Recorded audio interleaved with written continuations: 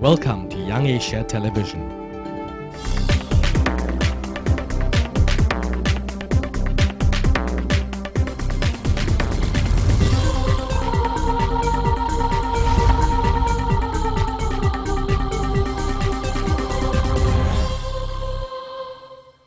Hello and welcome to the interview. I'm speaking today with Frederica Jansz.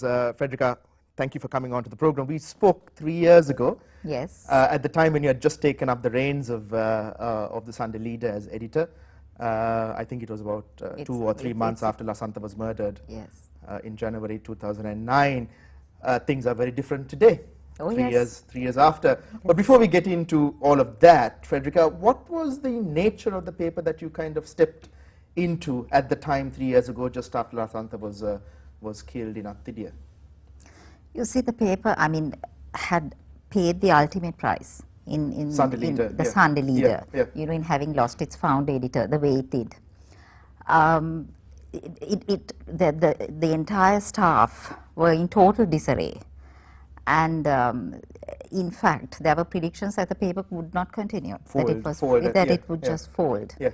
So when Lal approached me and asked me, Lal being Lasantha's brother. his brother and Yeah. chairman and owner of the paper, Wickrematunges, and asked me whether I would come in as editor. It took me a long time. Because at the time I had my own publishing company and was publishing my own news and current affairs magazine, Montage.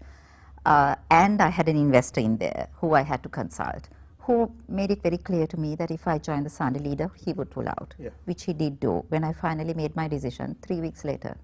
So yes, so when I walked in, it was a tough call. I had to sit in the chair of a man who had just been assassinated and pull together a staff who was still very emotional, extremely emotional, build that, that whole team effort, unity, and also I think my biggest challenge was actually convincing them that